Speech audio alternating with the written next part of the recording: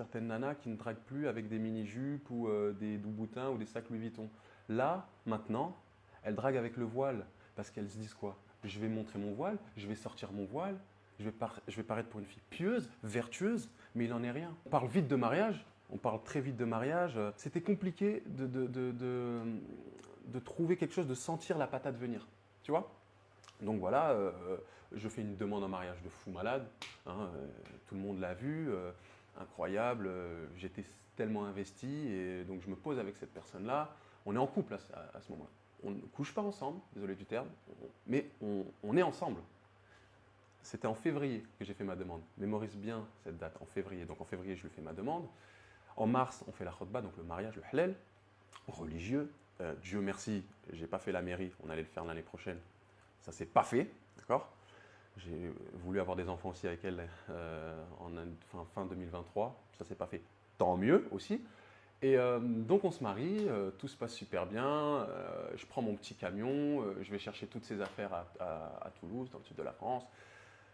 On monte à Paris, parce que moi je viens d'emménager sur Paris. On emménage ensemble, tout se passe super bien, voilà.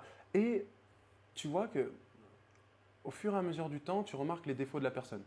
Donc elle est extrêmement jalouse. Elle est extrêmement jalouse, mais bon. Jalouse maladif? Maladif. Elle me l'avait déjà dit, tu vois. Mais je pressentais pas quelque chose parce que j'aime la jalousie. Il faut vraiment avoir vécu avec une manipulatrice pour comprendre à quel point c'est fort. À quel point tu vas chercher tous les bons soupçons possibles, même quand il y a les preuves en face de toi. Rentrer à la maison, Sam, elle disait femme promise au paradis. Quel paradis? Quel paradis? Je retire Insta, je retire Snap. Enfin, j'ai ma femme, je suis heureux. Malgré tout, elle continue à me faire des crises de jalousie à la salle. J'arrête mes coachings, Sam. Ah, t'arrêtes tes coachings? J'arrête mes coachings. Fini les coachings avec avec les femmes, avec les leggings moulants Gymshark. Fini. Plusieurs cartes de crédit. Je lui donne ma carte de crédit. Va faire le shopping pendant que je travaille. Je lui donne tout. C'est une femme, elle n'a jamais travaillé de sa vie. Si, 6 mois dans sa vie maximum. Elle touche le RSA. Elle n'a pas le brevet. Elle n'a pas le bac. D'ailleurs, les meufs, si vous n'avez pas le bac, ne venez pas me parler. Minimum le bac. Moi, je ne veux pas parler aux femmes qui n'ont pas d'études, qui font rien de leur vie. Non, mais là, tu dis ça parce que je pense que tu as été échaudé par tout ce qui t'est En arrivé. fait, Donc tu fuis le profil que tu as rencontré. je fuis. Je t'explique comment elle m'a trompé avec plusieurs hommes pendant plusieurs mois, avant le mariage et pendant le mariage. Je vais t'expliquer tout ça. 16 mai, je me réveille. Je me réveille d'un coup, je me dis, et je prends son téléphone, je vais dans Snap, je regarde même pas les messages. Je vais dans les comptes bloqués. Je vois, il y a 6 mecs bloqués. Je dis, ok. Je prends mon téléphone, je fais une photo. Je fais une photo. Je contacte un des mecs, un seul.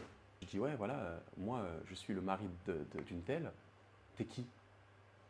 Il me dit, c'est une blague. Je lui envoie les preuves, les photos du mariage et tout. Il me dit, c'est une blague. Il me dit, appelle-moi. Il me dit, mais mec, j'ai couché avec elle pendant le ramadan quand elle est descendue. Je dis, quoi? Il me dit, j'étais en Espagne avec elle en Europe. J'ai dit, quoi? Il m'envoie des preuves, des preuves, des preuves. Et moi, avant de partir au travail, je dis à ma femme, écoute, j'ai contacté un mec, vois avec lui, tu as 2 heures pour régler parce qu'il me dit qu'il t'a avec toi, qu'il a fait ci, qu'il a fait ça. Je laisse le bon soupçon, je vais au travail, règle-moi ça, tu as 2 heures. Et je pars pour te dire à quel point. Hein. Mais il m'envoie des preuves. Hein. Il m'envoie des preuves de ma femme sans voile, en d'accord, en train de fumer une chicha, avec ma bague au doigt. Il m'envoie les vacances en novembre qu'il s'est tapé avec elle. Il m'envoie un Uber qui lui a pris, parce qu'elle redescendait tous les mois, un Uber qui lui a pris pour qu'elle rentre à 2 heures du matin. Il m'envoie ça. Et au fur et à mesure du temps, j'essaie de régler à distance parce que je suis au boulot. Je lui dis, mais qu'est-ce qui se passe? C'est qui ce mec? Il me dit, non, mais c'est un ami de la famille. Ça fait 8 ans, on le connaît.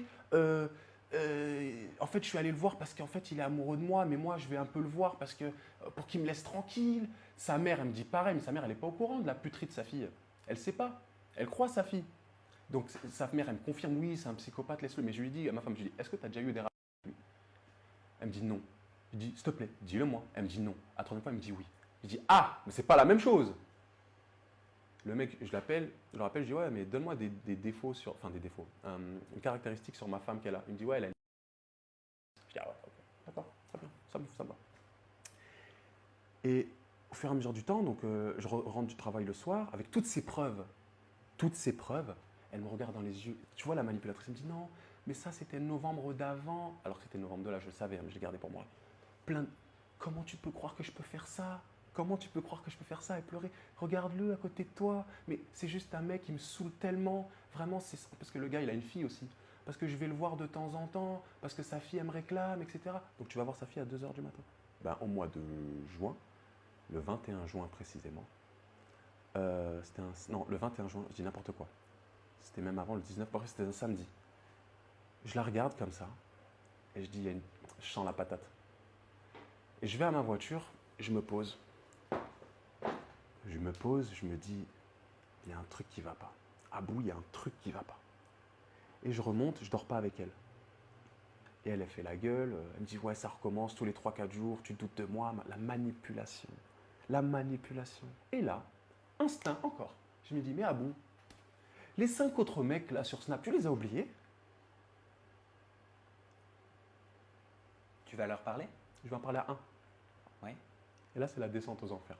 Le 5 mai, juste la veille que je la récupère avec un bouquet de fleurs à la gare, le 5 mai, elle allait se faire par un autre gars qui m'a envoyé vidéo à l'appui. Le mec, il m'envoie une vidéo de ma femme en train de se faire. Tu vois tout? Je vois tout. Comment tu réagis? Je bouge pas. Paralysé par les images? Je bouge pas. Mais il faut savoir une chose, avant toute chose. Il ne me l'a pas envoyé tout de suite. Il me dit, parce que je le contacte, il me dit, c'est pas une fille pour toi. Le mec, il est comme ça. Je le remercie. Il me dit, c'est pas une fille pour toi. Il me dit, moi, j'ai été 4 ans avec elle, elle m'a fait la même chose que toi. Si tu m'avais dit, mon gars, je t'aurais dit, je suis désolé. Et ce gars-là, il est comme ça. Parce qu'il avait eu des échos comme quoi elle s'était mariée avec moi. Et elle, tu sais ce qu'elle lui a raconté? Tu sais ce qu'elle lui a raconté?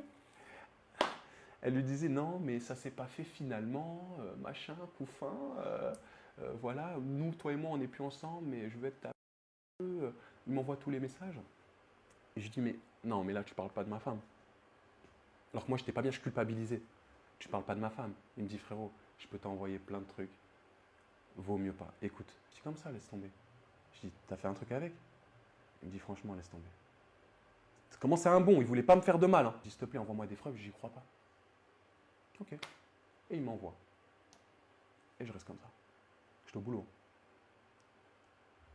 Et là, frère, tu m'as perdu. Ensuite, quand j'ai recontacté le gars, le premier gars, tout ça, il m'a dit oui. Je lui ai fait si, ça. Elle faisait des trucs qu'elle faisait même pas avec moi. Voilà, c'est une pétrolière. Les gens vont comprendre. Tout simplement. Fallait me voir. J'étais tout maigre. T'as perdu combien de kilos? 15. 15 kilos? Ouais. C'est pour ça que tu as fait un séjour à l'hôpital? Ouais, et au travail, je m'habillais super large, j'avais les joues qui creusaient, je ressemblais à rien. Donc, elle prend l'identité de quelqu'un qui se respecte, plus ou moins, parce que dans l'idéal, quelqu'un de voilé, on sait que ce n'est pas le cas, d'accord? Ok. Mais elle sait que l'identité d'une femme voilée, c'est quelqu'un qui est respecté. Et elle ne respecte pas son mari, elle ne respecte pas les femmes qui se voilent, vraiment. Mais comme quoi, tu vois, la trahison, il faut rester ferme, il faut rester fort sur ses appuis, parce que n'importe qui peut te la mettre à l'envers.